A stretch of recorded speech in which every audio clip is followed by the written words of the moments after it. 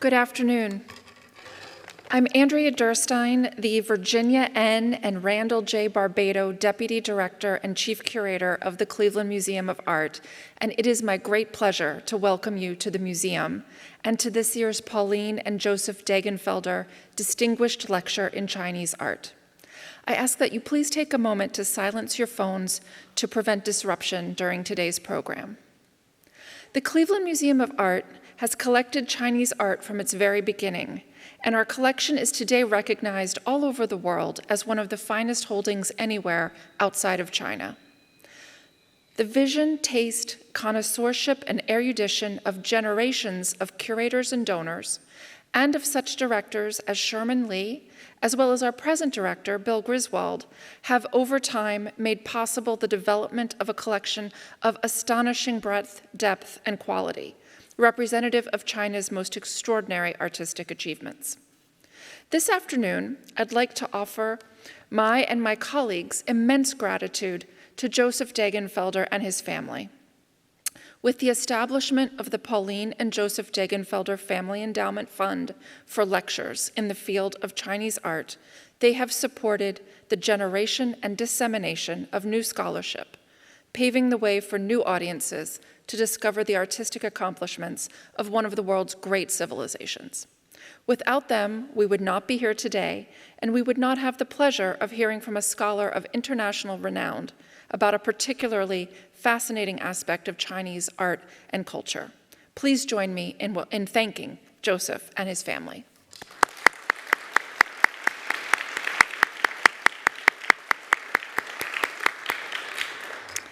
This year's lecture is dedicated to the memory of Pauline Degenfelder, who sadly passed away in November 2023. Many of you may remember her sitting in the first row, as her family does today. She attended all 6 of the lectures to which she lent her name, and she took great interest in the museum's activities throughout her life. We will always be thankful for her initiative and support. While thanking the Degenfelder family, I also want to make you aware of the next lecture that the CMA will present as part of this series of distinguished endowed lectureships that highlight different areas of the museum's extraordinary collections. Please mark your calendar for September 28 at 2 p.m. in this space for the Dr. John and Helen Collis Lecture in Greek and Byzantine Art. At that time, we will hear from Alicia Walker of Bryn Mawr with a talk entitled Virtue and Adornment, Beautiful Bodies in the Christian East. I also wish to acknowledge the CMA's Division of Public and Academic Engagement that put a great deal of thought, along with the museum's curators, into organizing these events. Today, we are very pleased to welcome Jenny So, whose remarks will explore jade, China's enduring obsession. And to introduce our speaker, it is a delight for me to give the podium to Clarissa von Spee, our James and Donna Reed Curator of Chinese Art and Chair of the museum's vibrant Department of Asian Art. Dr. von Spee joined us in Cleveland in 2016, having previously been a curator at the British Museum. Since then, she has enriched our collection and programs, further elevating the stature of Chinese art here and bringing to Cleveland the marvelous 2023 exhibition, China's Southern Paradise, Treasures from the Lower Yangtze Delta, among others. Ladies and gentlemen, Dr. Clarissa von Spee.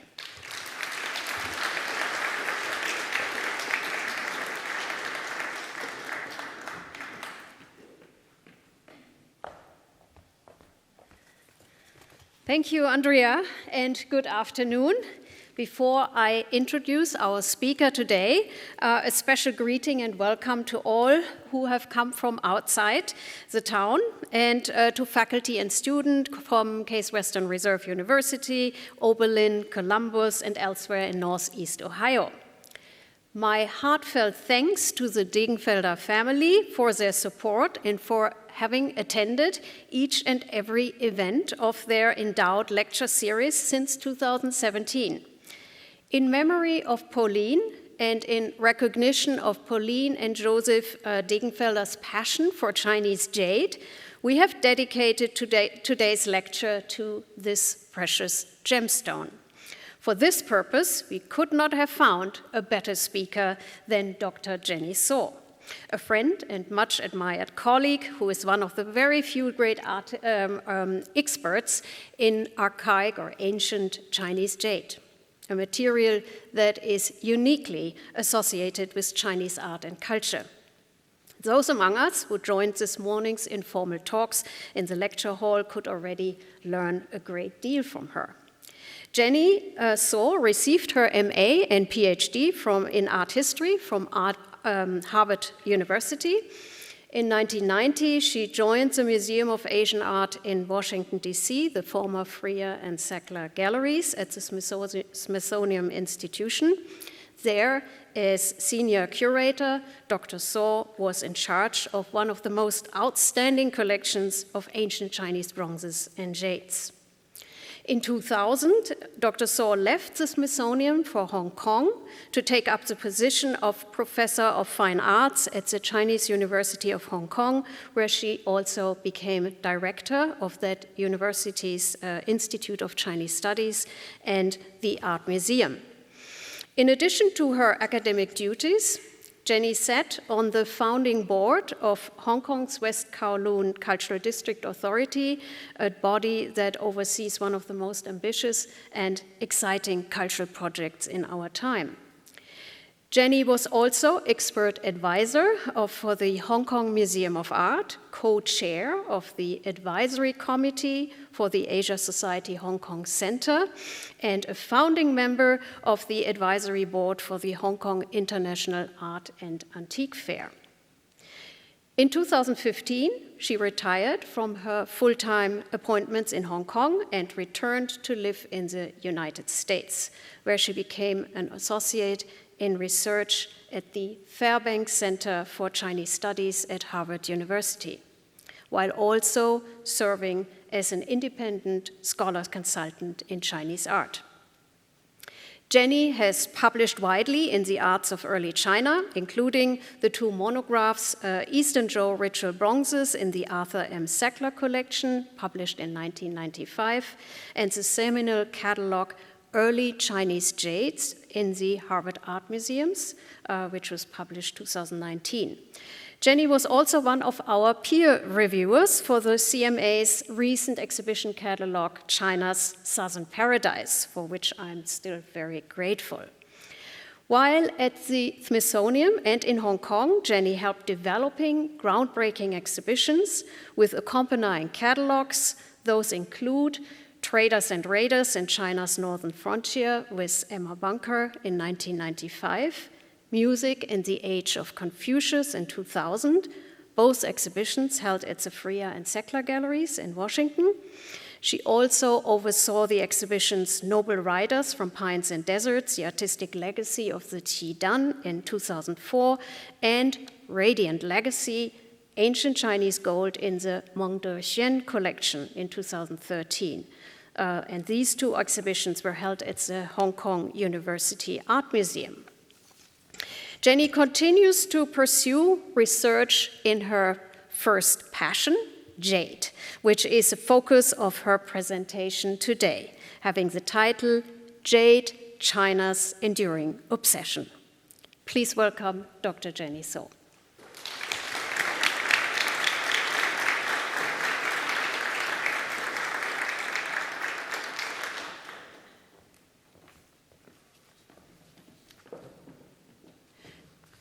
Thank you all very much for coming out this afternoon, and thank you for a wonderful introduction. I don't think I recognize that person that you described. But in any case, I will impersonate her as best I can.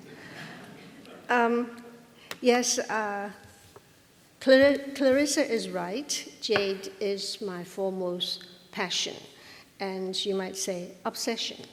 And I will certainly try to convince you that I am not out of my mind. Now, when we think of Chinese art, what comes to your mind immediately? Many of you would say Chinese painting, calligraphy. A lot of you would also say ceramics, porcelains. How many of you will actually say jade? You don't have to raise your hand. I would raise my hand. And why do I think jade is one of China's hallmark works of art? Because it is rare, expensive, or beautiful.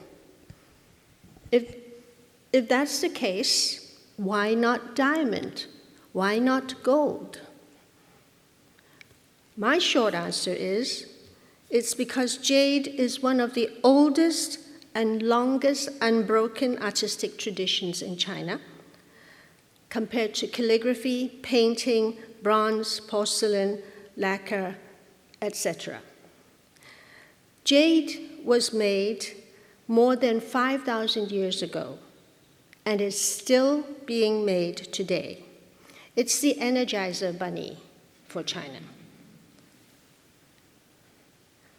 Why did jade enjoy such lasting popularity? Other jade-producing countries around the world have come and gone, like the Olmec in Central America or the Mughals in India. But jade has remained China's cultural icon well into the 21st century. I was told that that was our 2008 swimming Olympian, Michael Phelps, and you see him parading his gold medals. And it would be interesting for me to note that as an American, the gold of the medals was what's important. For the Chinese who awarded these medals, it's the jades that formed the inner circles of these three medals that were important. So this afternoon, I'd like to try to convince or explain to you why this is the case, well down into the 21st century. And let me warn you that you will be taking a very, very fast, high-speed ride from about 5,000 BC down to the 21st century.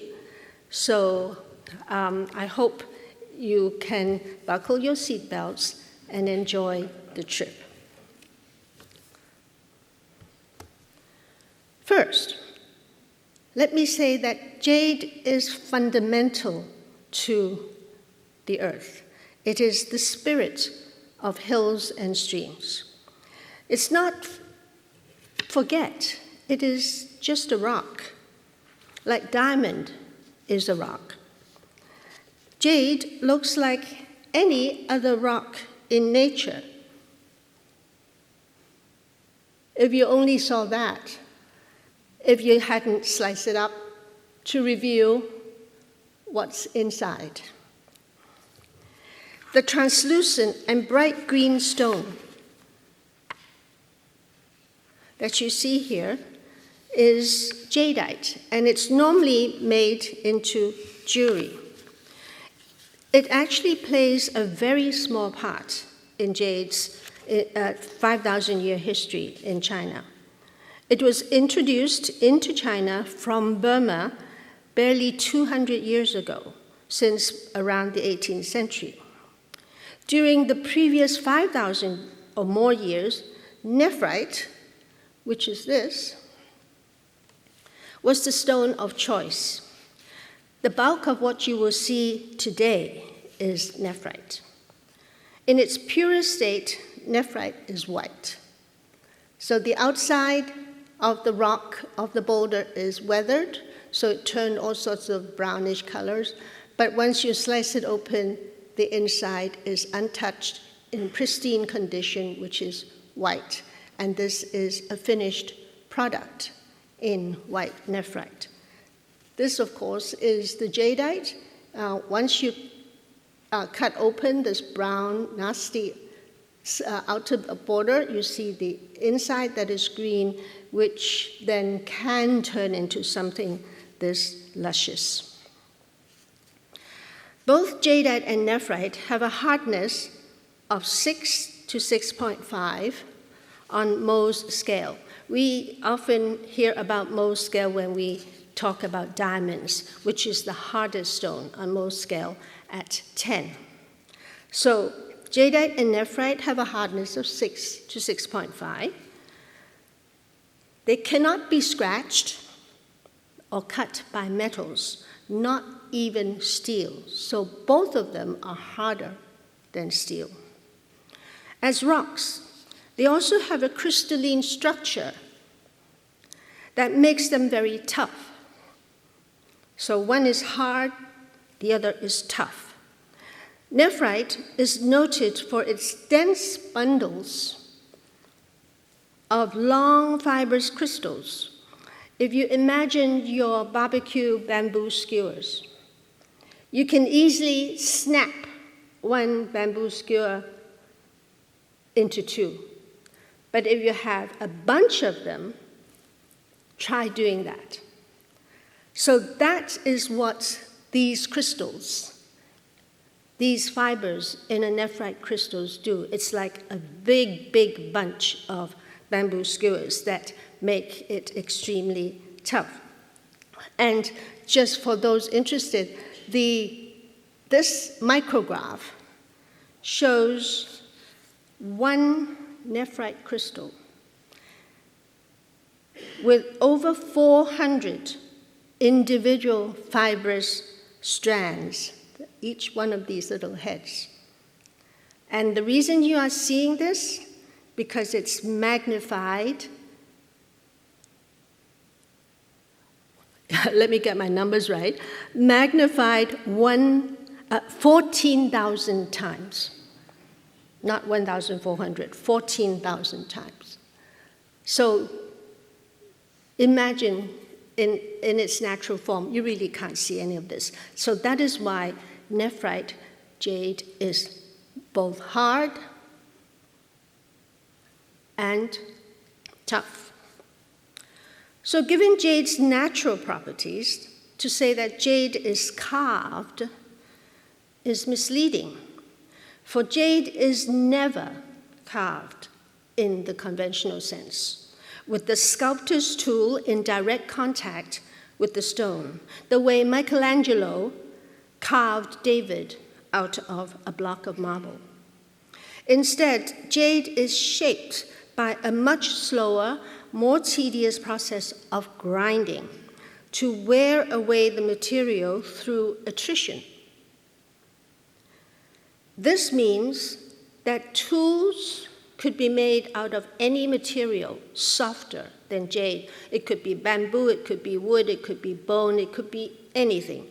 But the most important thing is that the tools were embedded with abrasives that are harder than the nephrite. And it's those abrasives that actually do things on the nephrite surface. And in ancient times, these abrasives were made from harder minerals like crushed garnet, quartz sand, and so forth. And only in very, very recent years, within the last 100 or 200 years, were diamond abrasives applied. The working of jade is a time-consuming and a true test of patience. In an early 20th century, picture here you see taken in a jade workshop in Beijing, a single cut, you see two people sitting on a bench pulling what we call a bow saw. So it's because it's bow-shaped. And then the slicing element is there. The jade boulder is set on this bench there. So these two people would be sitting there pulling back and forth this bow saw embedded with abrasives, and it would take them several weeks to simply cut open a 1-foot cube of jade. Okay, 1-foot cube. Even now, the same methods apply. But the excuse me. The only difference is, one, the access to hard industrial diamonds as abrasive, and two, the electric-driven grinders, which is the picture you see here. This is the tool, and that's the grinder, and the edge of this tool would be embedded with most likely diamond abrasives, and this wheel would be spinning, electrically driven, about 1,200, sorry, I'm missing a zero again, 10,000 rounds a minute. So the speed at which that spins compared to the manual speed of two people sitting there, pulling back and forth. So once the jade is sliced and cut open into whatever shape you want it, the majority of the work would be done by grinding, still with a circular wheel-like device, the edges embedded with abrasives. This is driven, again, by electricity, not manually. So this is grinding and shaping and doing whatever it is you want to do on the jade. And then once that is done, it goes to even more patient work of polishing and smoothing out all the hard edges. And all of these sticks here are embedded with abrasives of different grades. So if you think of them as sandpaper, for those of you who work with wood, you can buy sandpaper in a variety of grades of coarseness. And that's what these sticks are, a range of grades of coarseness to the finest. And you just keep going back and forth, abrading the jade surface until you get it acceptable, and finally you polish it up nicely with leather or chamois or something soft like that. So strictly speaking, the jade worker's tools never touch the stone. Jade working is therefore a true lithic art because it involves only the action of stone on stone. So if you think about this process that's being done in modern China today, electrically driven, diamond abrasive, and so on and so forth, take that 5,000 years back in time when none of this existed. It would be reasonable to see jade's value coming at least partly from the extraordinary effort required to shape and polish this very, very hard and tough stone. And that is what nature gave us to work with. So what happens when China's earliest population encountered this hard and tough material during the late Neolithic period from somewhere around 4,000 to 2000 BC?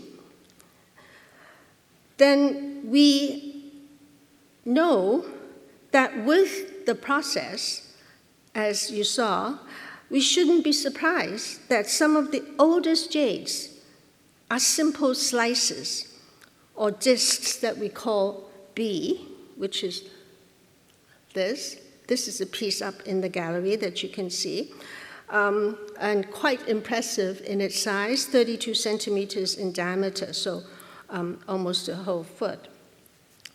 Or it could be a chunky, blocky thing like that, a square cylinder which is pierced through top to bottom, which we have given it a very unusual name, a cong. The four corners of the squared cylinder often carry mask-like images arranged in tiers, and here it is an enlarged image of one of these. And where you see what looks like a human face wearing a very fancy feathered headdress, grasping both hands, some sort of animal, perhaps, face with large oval eyes, flat nose, and a mouth below him, and these clawed legs below the second head may belong to this figure. Large beads and stone cylinders were often buried. Many of them show images like this one or some abbreviated form of images like this one. And we have no idea what these images mean now. But in a grave setting, this is a grave datable to around 2500 BC. Archaeologists discovered this arrangement whereby a young man, this is the head, this is the foot, was buried with over 100 jades, 24 discs, and 32 bottomless squared cylinders, cong. And they were strewn, as you can see, very deliberately laid around, surrounding the body. The burials, we find, often were dug into man-made hills in low-lying plains in the Shanghai and Hangzhou area, the Jiangnan area of your previous exhibition. The ritual and religious role of jades in these Neolithic burials is matched only by the bronze vessels of the later Bronze Age. The beadisk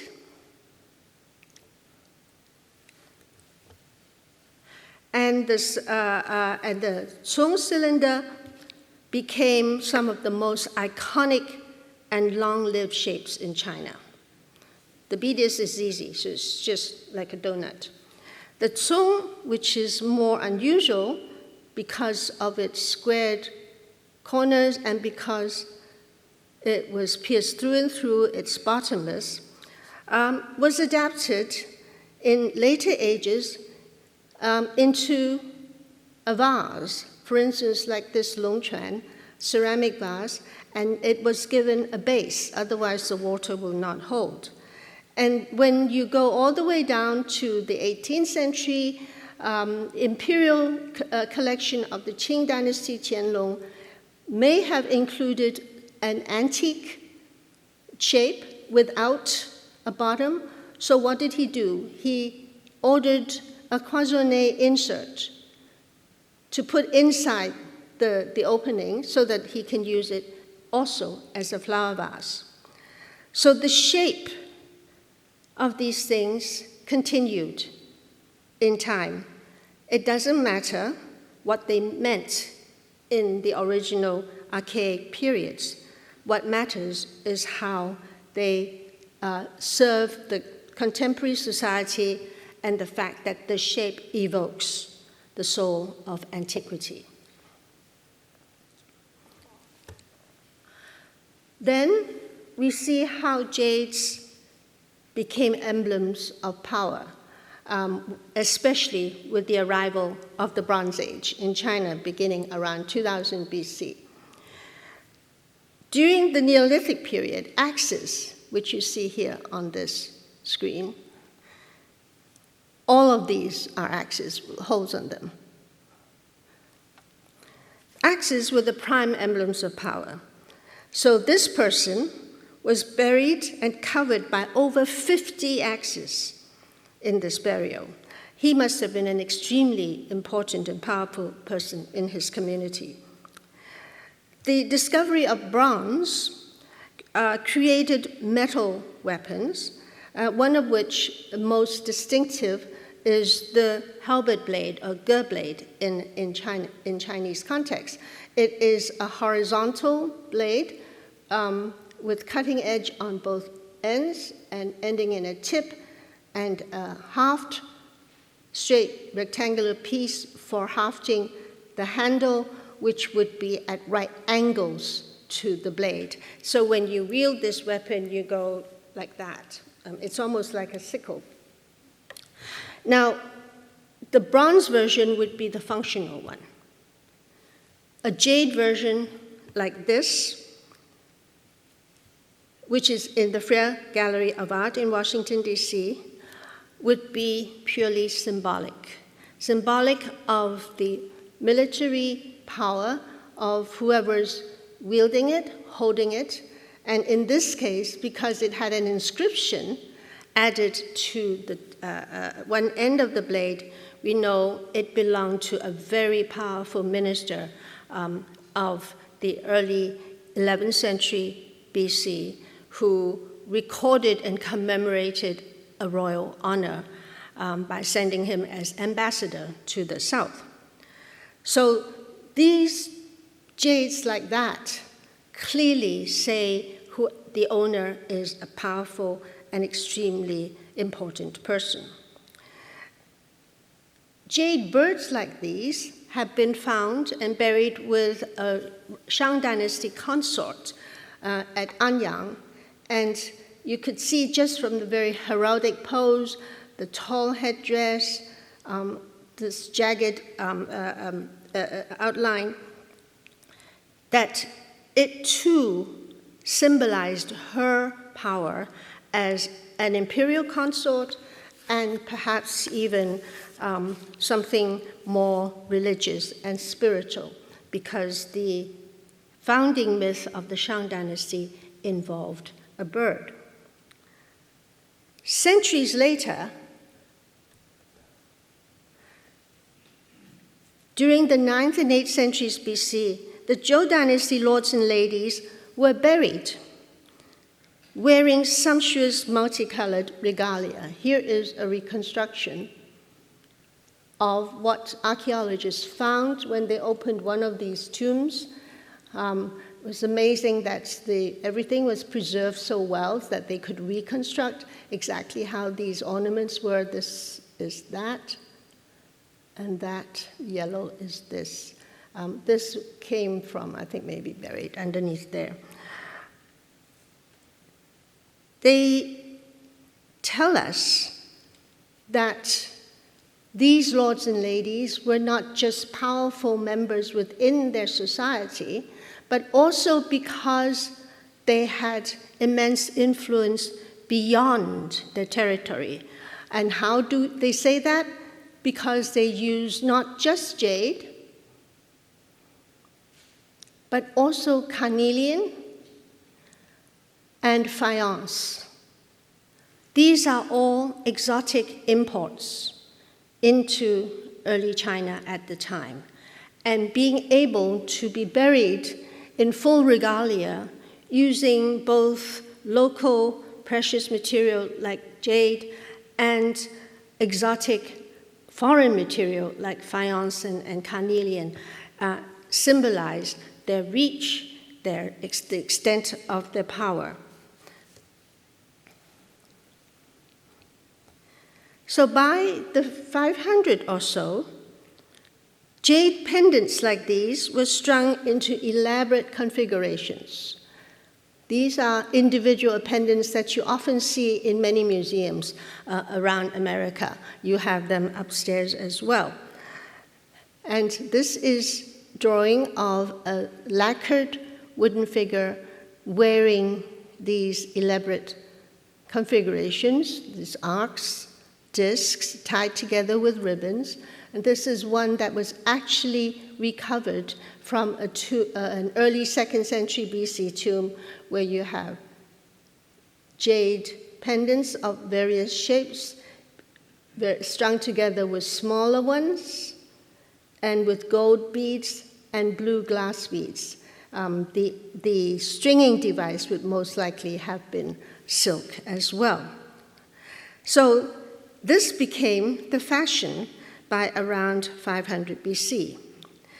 Jades were no longer just symbols of power. They were also tokens of personal relationships. As in the classic of poetry, we often hear lines like, "Preparing for your arrival, I assemble a jade pendant as gift," or, "When I think of my gentleman, I warm up like jade."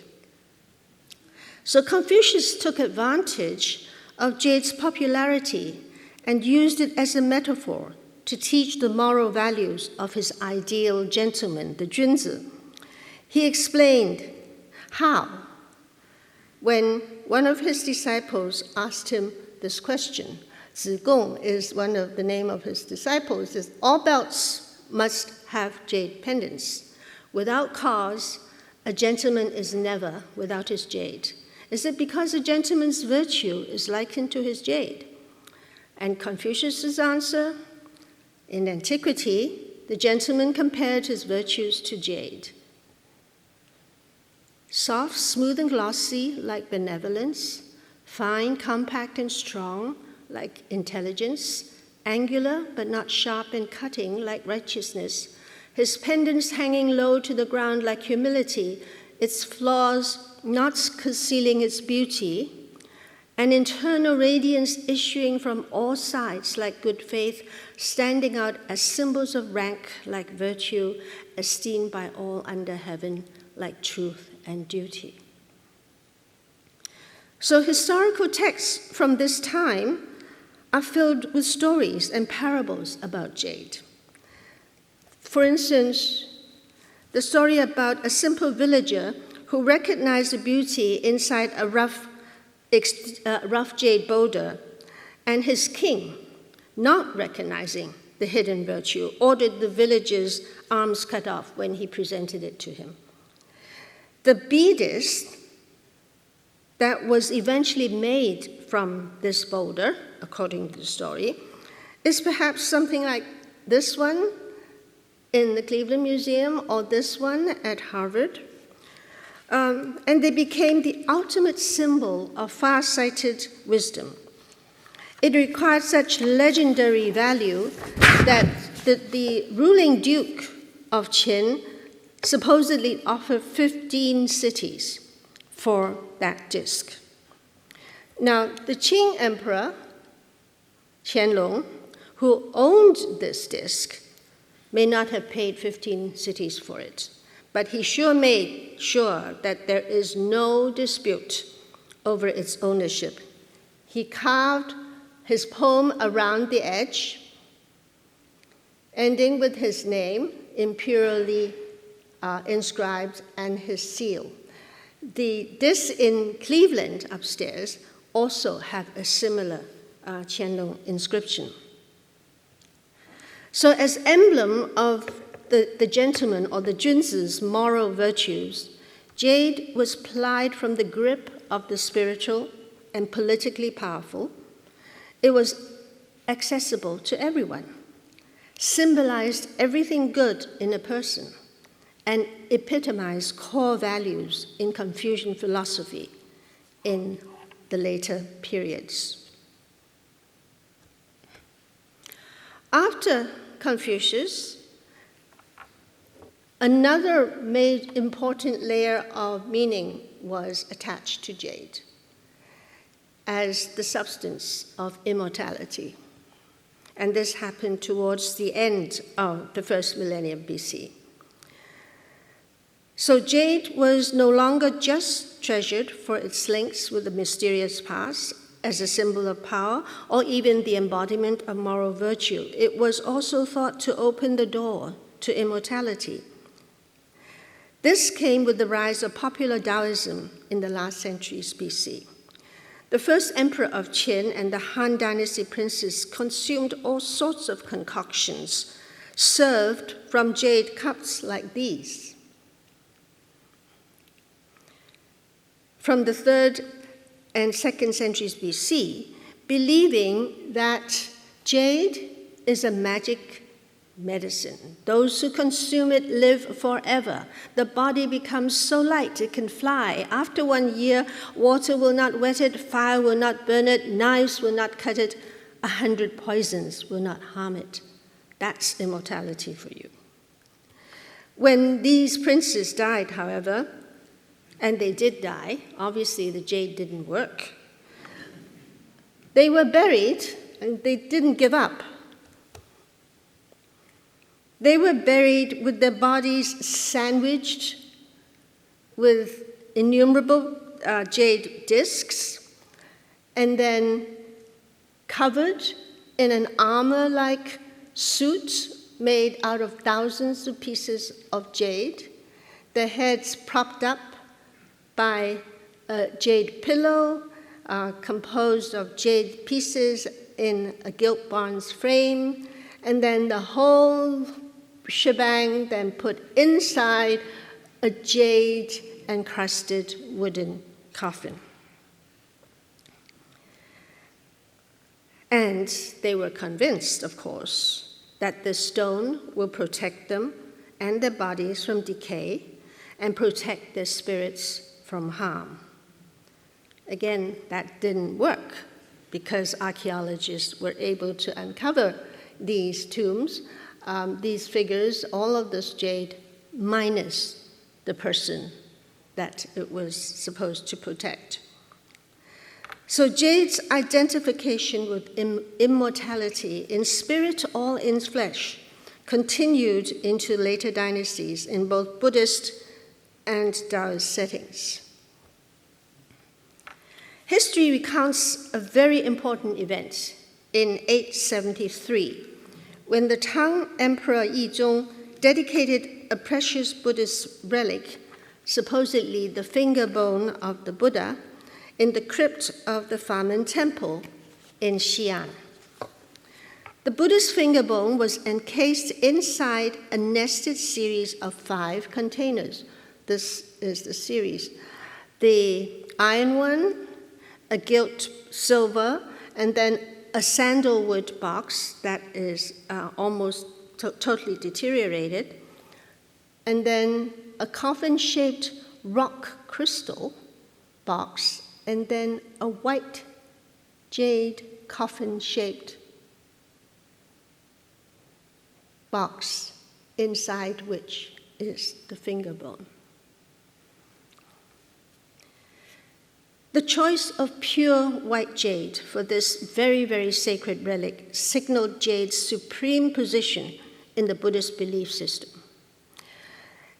Also, in the crypt of this Famen temple, when they were dedicating this incredibly special relic, they made fake relics to act as decoys so that people will not know which one contained the real deal. It's like our motorcades. You know, you don't know which one the president is riding in because they're all the same. So in one of these fake decoys, they are given the same elaborate treatment of multiple nested containers, all of precious materials. And the very last, the smallest one, in solid gold, inside is this so-called fake relic. Guess what material they use to make the fake finger bone? White jade. So the role of jade traveling from ancient antiquity through Shang and Zhou China, through Confucian, infusion, and through the Taoists, goes all the way into Buddhist system. The white jade remains supremely important and occupy a supreme position in that system.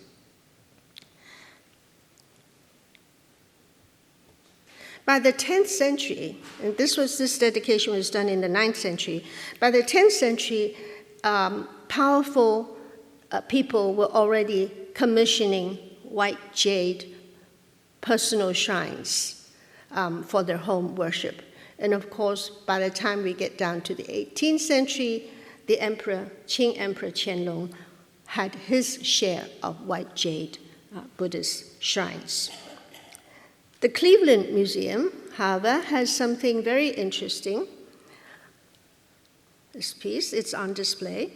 It's a beautiful headdress that illustrates the role of jade in Taoist beliefs. It's shaped to resemble the overlapping petals of a lotus flower. And these headdresses were actually worn by Taoist adepts. A humble Taoist adept, like this one, on a painting in the Nelson Atkins Museum, probably could only afford a black fabric one. Whoever it is who owned this, or this beautiful pure white jade version in the Capitol Museum in Beijing, must have been a very, very highly accomplished Taoist. From Buddhism to Taoism to a revival of Confucian literati culture. So jade's association with core Confucian values made it the material of choice for the gentleman scholar or the junzi. When scholars led China's antiquarian revival during the Northern Song period, the 10th, 11th, and 12th centuries, jade artifacts became an important part of scholarly life.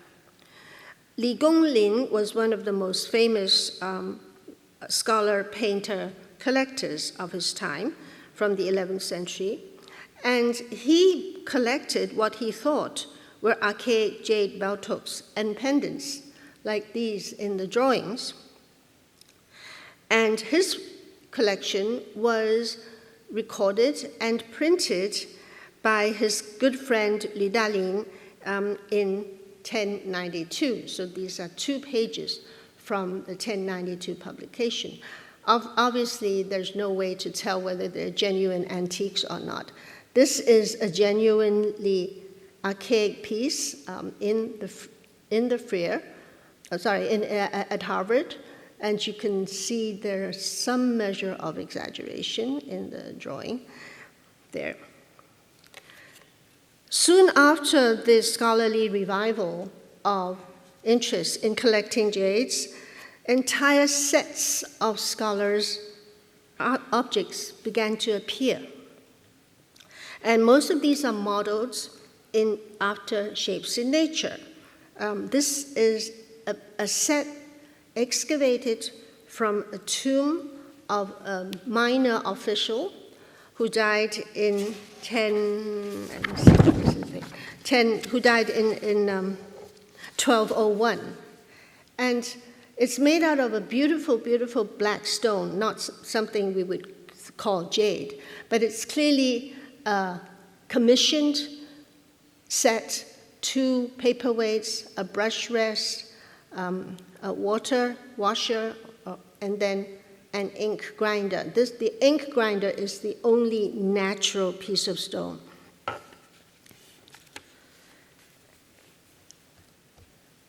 Sometime later, from another minor official's tomb, came this set of scholars' items. This person died and was buried in 1274, so we are down to the 13th century now.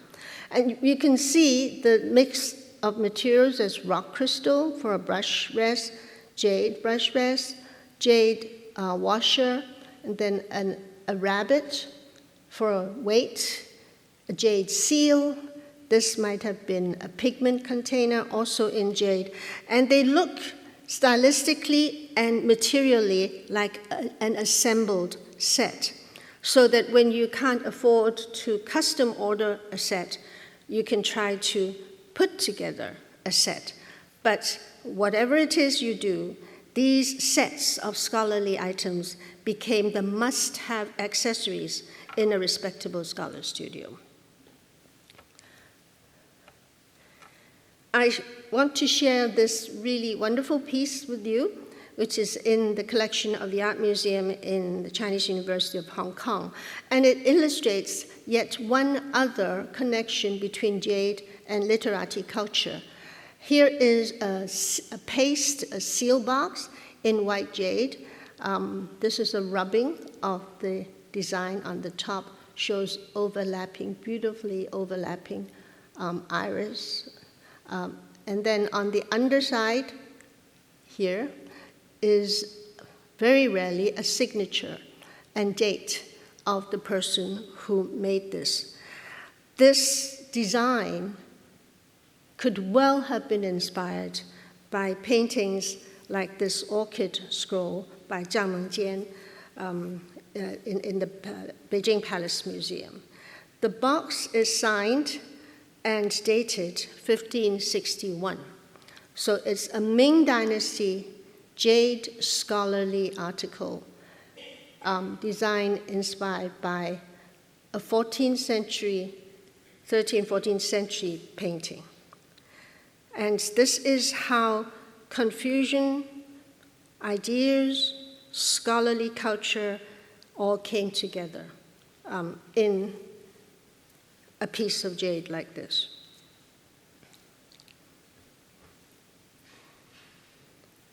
When the Manchus conquered China and established the Qing dynasty in 1644, they too adapted jades as part of their ritual heritage. Jade seals like these, like this one, was from the Han dynasty, has always been symbols of authority and the heavenly mandate. The Qing Emperor Qianlong, from mostly the 18th century, owned many seals, and we keep seeing them show up in the auction market almost every season. So he apparently owned many seals. Most of them are in the Beijing and Taipei Palace museums. This example here is in the Palace Museum in Taipei, and it shows on the top, on the front, writhing dragons surrounding a tablet. This is underneath, you can barely see it, which is a symbol of rank. The characters on the flat underside here are executed in archaic script, so it's not easily read by the people of the time, both in the circular, which echoes the bides, and the square, which echoes the square cylinder cong. And both of these, all of these elements evoke China's antiquity, and with it, the mandate to rule, as this early example did. Jade occupied pride of place in Qianlong's court. His ambitious series of campaigns against the Muslim population in Central Asia between 1755 and 59 ended with the Muslim surrender.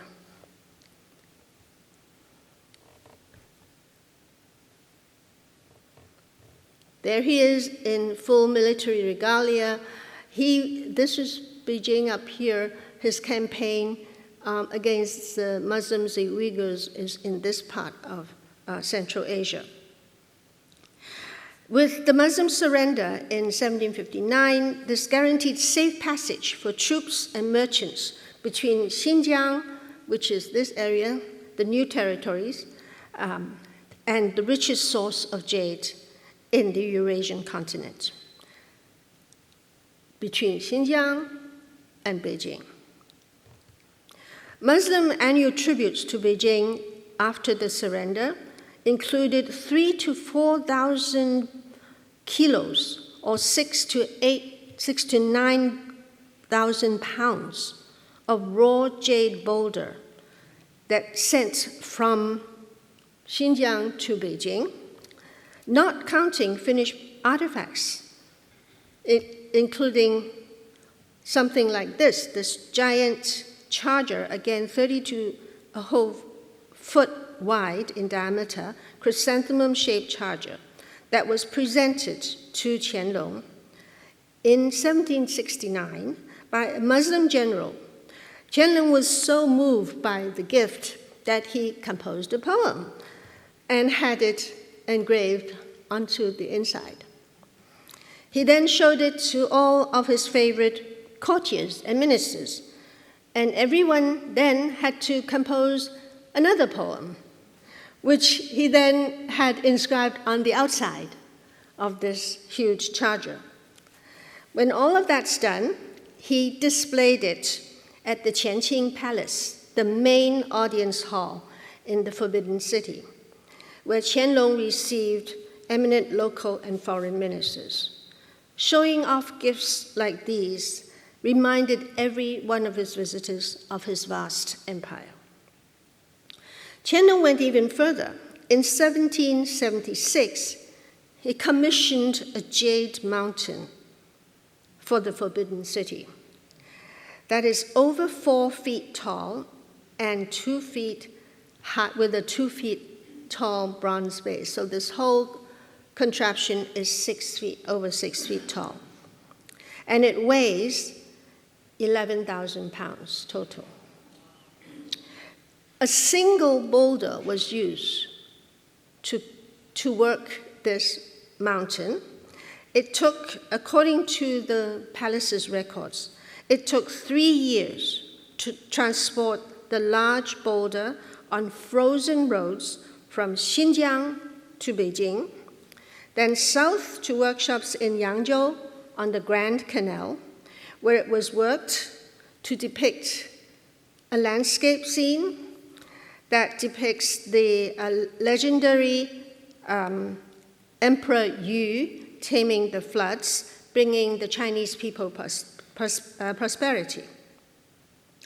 7 years later, when all of this was done, the finished jade mountain was then sent back up north to the palace, where Qianlong had an inscription added by his court calligraphers. All in all, nearly 10 years in the making, a monumental jade mountain like this immortalized Qianlong's conquests and equated him with one of China's legendary emperors.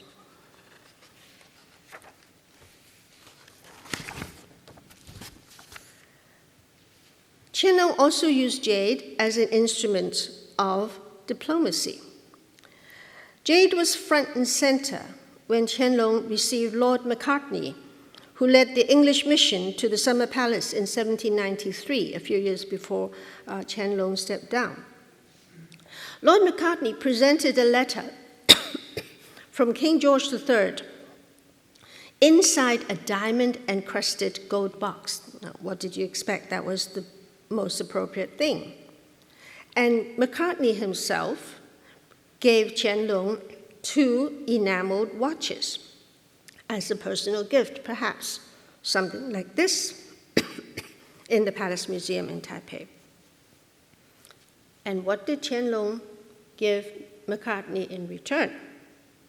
2 jade scepters like this one. It's an auspicious emblem and a symbol of imperial blessing.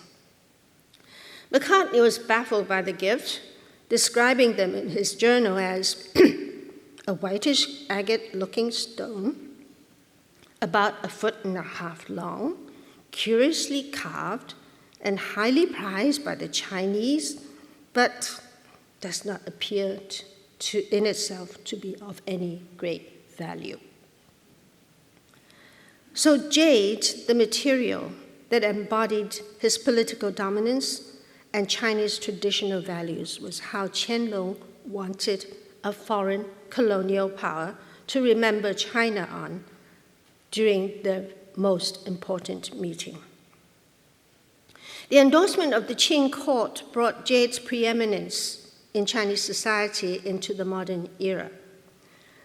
By then, late 19th and early 20th century, access to raw materials, including the alluring green jadeite from Burma, and to diamond and carborundum, artificial diamond abrasives imported from the West, fed a growing jade industry driven by demands from international clientele from all social classes. This is the very famous Barbara Hutton jadeite necklace that was created by Cartier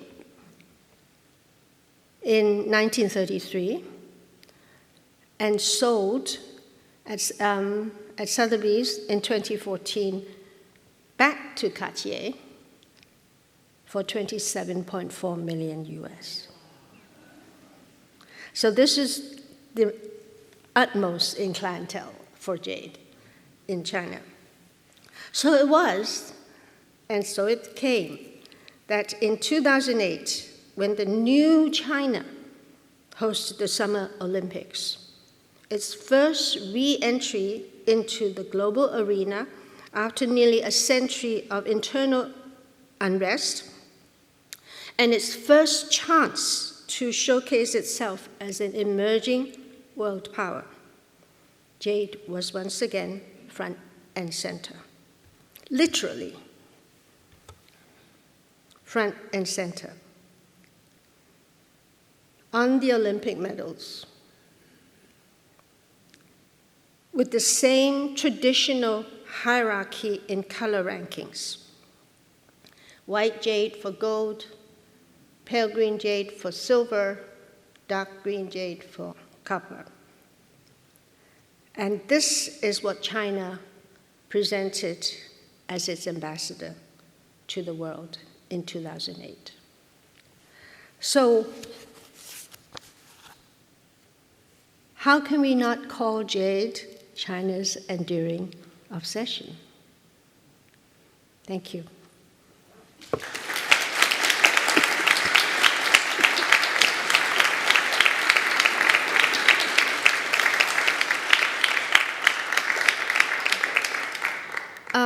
If you have any particular comments or questions, I would be very happy to hear them.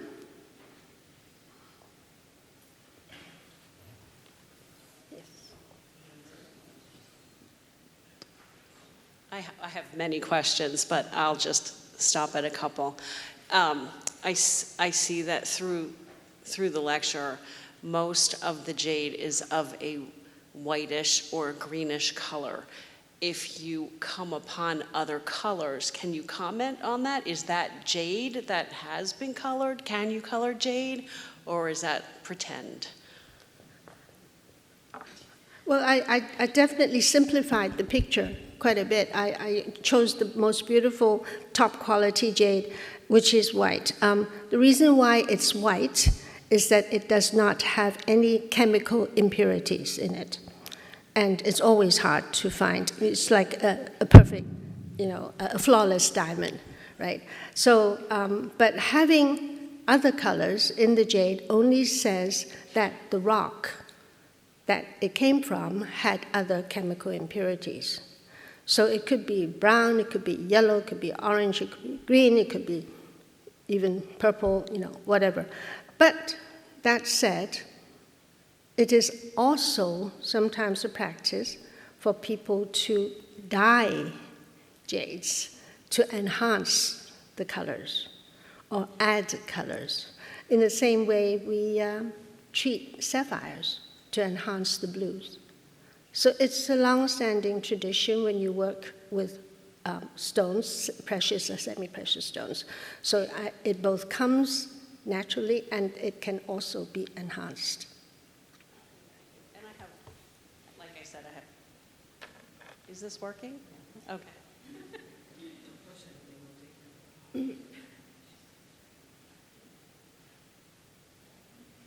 Okay, thank you.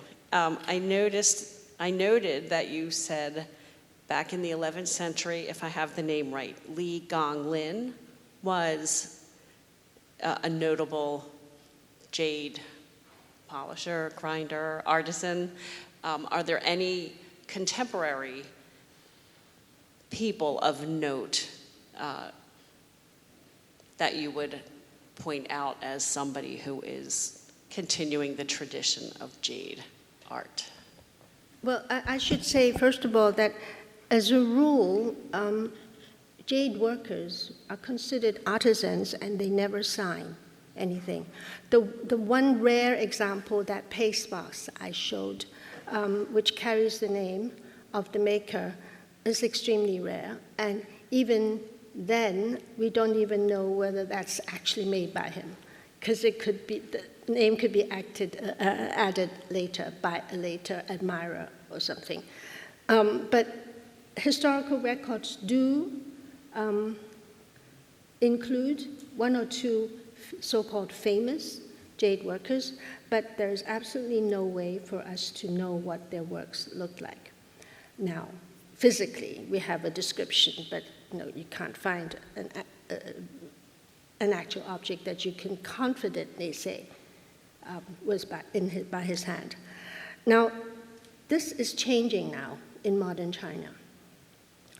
You can, if you go to a jade workshop, particularly in South China, in the major jade working areas in Suzhou and Hangzhou, you can visit those workshops, and there would be grand masters of jade carving, jade working, that have been recognized nationally. They have certificates on the walls testifying to that, and they would sign their pieces deliberately.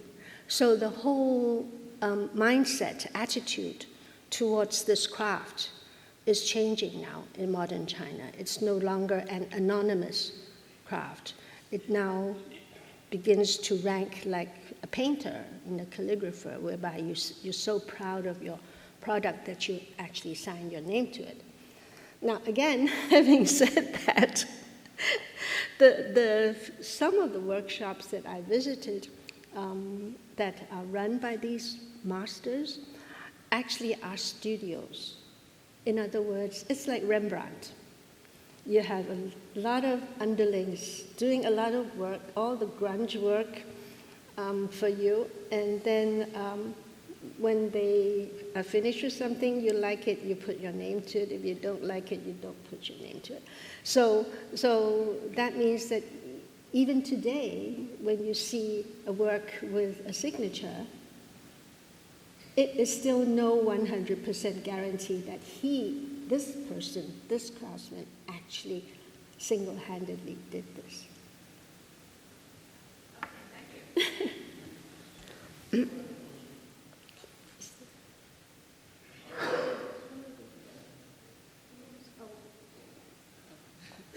I was just wondering what the world stock of jade is like. Where is it mined? Does it make it more valuable as it gets less of it? You mean a stockpile of jades? I'm not an economist. I don't do jade trading, so I would not be very updated about this kind of information. But my assumption is that jade is a silicate. It belongs to the largest family of rocks on the earth. So you would probably never exhaust that supply. But what we are talking about in terms of jade is the quality item, the really good ones, and that can be in danger of being exhausted or overmining. But that, I think, needs to be tracked by someone who's much more expert than me. So. And we have time for one final question. Thank you very much. If you add color, as you say, or enhance jade, does it decrease in value?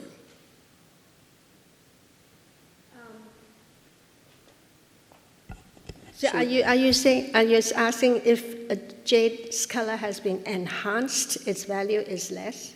Is that your I'm question? saying that you were mentioning the purity of, let's say, for example, the nephrite jade. What if you, as you said, add color or enhance it? Does it decrease the jade in value? Only if you do it artificially. Okay. If it's natural to the stone, some really clever jade workers would exploit the discolorations or the color variations and embed it into the design, and it would actually enhance the aesthetic value. I don't know about the monetary value, definitely enhance the aesthetic value of the piece. Thank you very much. Over there. The question has to do with, if you were to line up 5 exquisite pieces of jade and we were to ask you why you have chosen these 5 pieces, what could you tell us? Is it, is it color? Is it design? Is it, so that's some kind of a feeling that it might have. So it's just what makes this piece so exquisite, even though it's not pure in color? I think you would get 500 different pieces chosen by 500 different people. It's an extremely subjective aesthetic. If you're a collector, if you are a scholar, if you're a student, if you're on a budget, if money is no concern, it's hard. But I think, now I'm speaking now very much as a traditional Chinese scholar of jade. So my whole heritage is behind me when I'm saying this. I would say color would be an important factor. If it's supposed to be white jade, then I would like it to be white. But even within the white spectrum, there are any number of grades of white. And it's like glazed ceramics, right? You have a whole range of whites in blue and white and tianbai and in all of that. And in dingware, ivory white. So even within that, then that's the one of the things. And then, so that's color. I mean, if you're into jadeite, for instance, a necklace like the Hutton Cartier would be the ultimate thing you would ever want. It's to die for. You can love the jade and you can love the white. You can want both. So they are not mutually exclusive. And I guess the other thing that a traditional approach would value, would appreciate, is how the shape of the piece is tailored to the shape of the original stone. So in a sense, a disc like this, that you just cut out from a large boulder, is not so wonderful if it didn't have its history, if it didn't have thousands of years of history and mysterious meaning. But so that is also where some of the artistry comes in, if you're talking about a jade collector in the more recent times. So shape, color, it's sculpture. It's sculpture. But it's sculpture that you can actually wear around your neck, around your waist, anywhere. So yes, I'm afraid I couldn't really answer your question well. Yes, is another question? Yeah. There's another question. Last question. I have a question concerning modern awareness of the health issues associated with abrading jade. Can you comment in terms of how, particularly in China, dealing with that today? Wonderful question. I had slides that showed you how they dealt with it. Practically in all of the workshops that I visited, a workstation for one jade worker included, of course, the electrically driven turning wheel and source of water, because water works with the abrasive to work on the jade. And as you turn, the jade becomes super, super fine powder, which you probably imagine when you ask that question. And there is actually a range hood-like thing. The kitchen range hood that sucks up this powder at every one of these stations. So you have the person holding the jade here, the drip of water here, and then the suction cup here. But even then, and as with all our kitchen range hoods, they never suck up everything. And you can tell because at every workstation, all around the person, if it's white jade, it's fine white powder covering the surface. And you can put your finger on it and you can see it. So that's the only way they address that.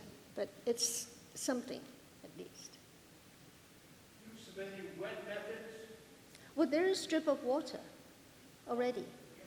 But considering how fast these things are turning, and how fine the powder that's generated because you're using diamond abrasives, it just goes all over the place. Now, I think the health hazard probably is far less in ancient times. They don't have these fast generating, turning things, and they don't have super fine diamond abrasives. So maybe those workers actually had better health than the modern ones. Okay.